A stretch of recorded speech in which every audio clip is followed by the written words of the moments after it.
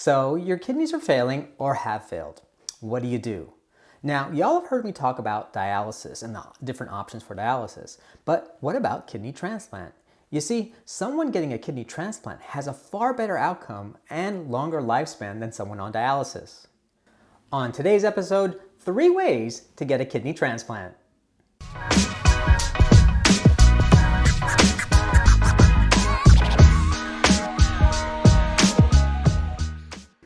What's up, San Antonio and world? I'm Dr. Qasim Butt and I'm a kidney doctor, and I'm here to break down health in a simple way. Now do me a favor, hit up that like, share, and subscribe button. It'll really help me out. Alright, when your kidneys fail, the option of dialysis and the different types of dialysis are open to you. But what about getting a kidney transplant? Now, kidney transplants are a big push right now by Medicare because of the better outcomes. But who actually qualifies and how do you actually get one? Now, repeat after me. All transplant centers are different. Again, all transplant centers are different. Don't come back to me and say, Dr. Butt said this. No. All transplant centers are different with different criteria and different capabilities. Now, there are 3 ways to get a kidney transplant. 1, cadaver kidney donor. 2, living donor. 3, paired exchange. Now, before I go over them, I'm going to go over some basics. So who qualifies? Well, there are 2 types of people that qualify for a kidney transplant. 1 are those people already on dialysis. So if you're on dialysis, you need to ask your social worker in your dialysis unit if you've been referred to a transplant center. If not, why not? 2 are people that are not on dialysis, but whose kidney function has fallen below 20%. This is where it's crucial for you to stay in touch with your labs and keep that communication line open with your nephrologist to make sure he or she refers you to a transplant center early at that percentage. This will get you on that waiting list early, and perhaps you can get a kidney transplant before you even need dialysis. This concept is called a preemptive kidney transplant. Now, you can't just get any old kidney. In order for you to be a recipient of a kidney transplant, you and the donor have to match. And you match by 2 requirements. 1 is your blood type, the other is an HLA type. Now, I'm not going to go over them in detail here. I want you to ask the transplant center about them more particularly.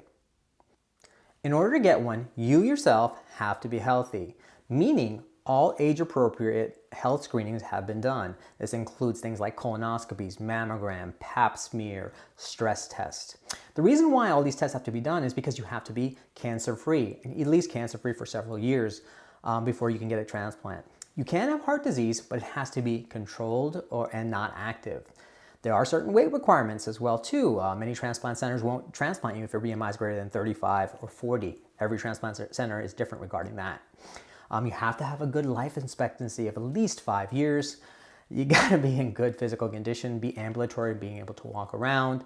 You gotta show compliance, guys. You gotta show compliance with your medications and all your appointments, because after you get a kidney transplant, you're gonna be on a strict regimen of medications you have to take on a daily basis. And of course, lastly, you can't have any illicit substance abuse or drug abuse. Now, there are other criteria sometimes these transplant centers have, but everyone is different, like I said. There are 3 types of kidney transplant. 1, cadaver transplant. This one by far is the most common. Cadaver means it comes from someone that died, meaning in, like, say, a car accident or something unrelated to their kidneys.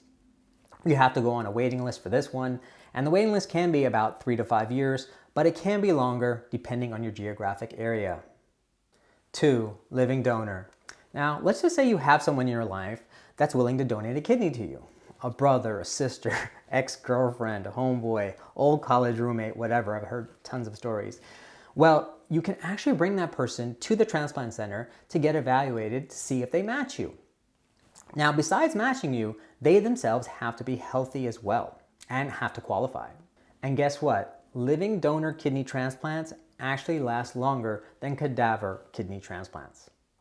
3, paired exchange. Now let's say you have someone that's willing to donate a kidney to you, but they don't match you. Let's say in another scenario somewhere else, a patient has a donor willing to donate to them, but they don't match them either. Well, both of you can partake in something called a paired exchange program. This means that your living donor donates their kidney to the other guy, and the other guy's kidney donor donates their kidney to you.